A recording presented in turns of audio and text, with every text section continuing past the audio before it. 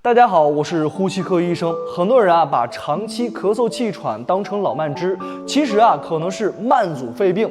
它呢是我国第4大死因，每10秒就有1人因它死亡，却常被忽视。今天呢，我们就通过王大爷的情况，拆解他的症状、诱因、危害和防控方法。慢阻肺病最早期的信号就是长期慢性咳嗽，通常呢持续3个月以上，连续2年发作，清晨和夜间更加的明显。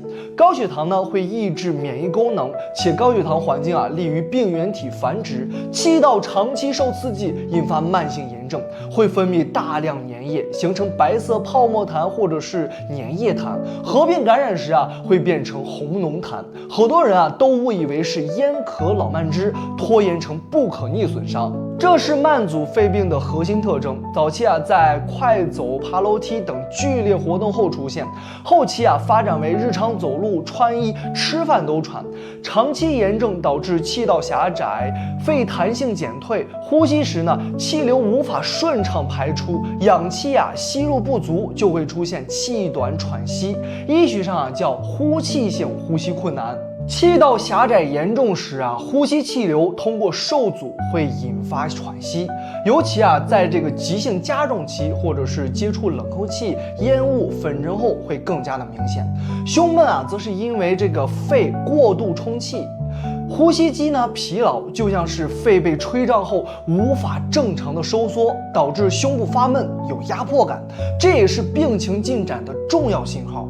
这是慢阻肺病最危险的情况，通常由这个感冒、感染、接触刺激物诱发，表现为咳嗽、咳痰、气短突然加重，可能伴随发热、发干。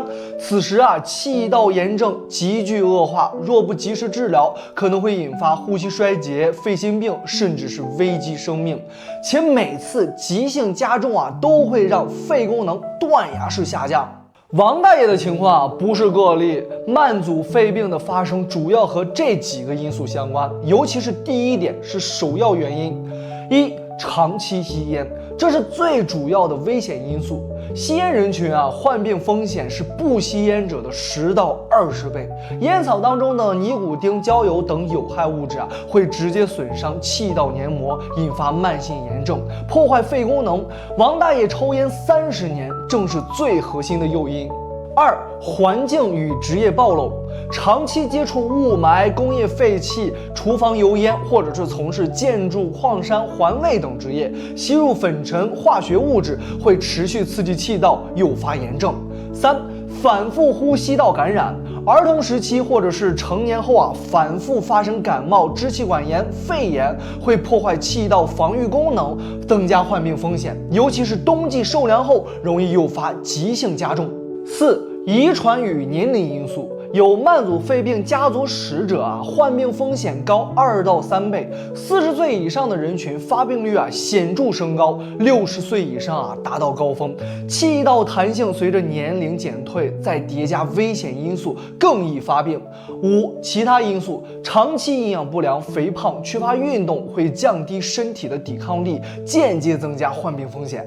对照这几点，大家可以自查一下，符合2点以上就是高危人群，建议及时做肺功能检查。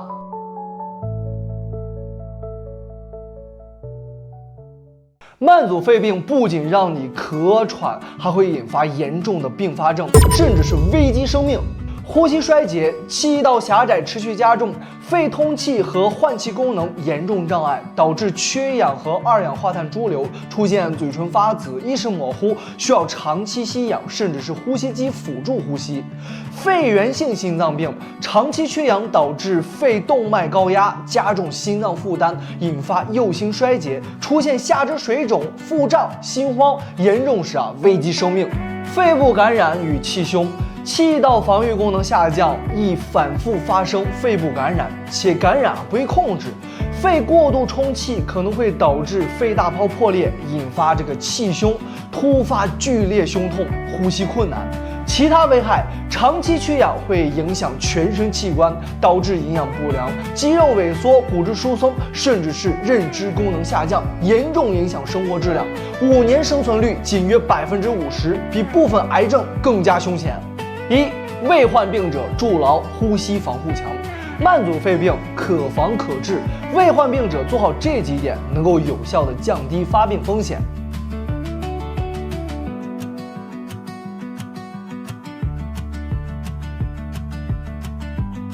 2.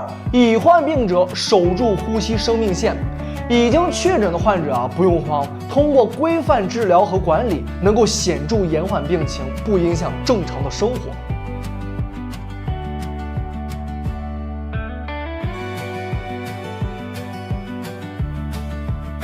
慢阻肺病不可怕，可怕的是忽视信号、拖延治疗。记住戒烟是首要任务，早筛查、早治疗、长期管理，能够守护好呼吸健康。就诊指引：优先挂呼吸与危重症医学科，跟医生说清3件事：症状、病史、生活习惯。必做检查：肺功能检查、胸部 CT。慢阻肺病的治疗没有偏方，科学的药物治疗加规范的康复训练加健康的生活方式才是最可靠的选择。切勿轻信根治慢阻肺病，不用吃药就能平喘等虚假宣传，以免延误病情。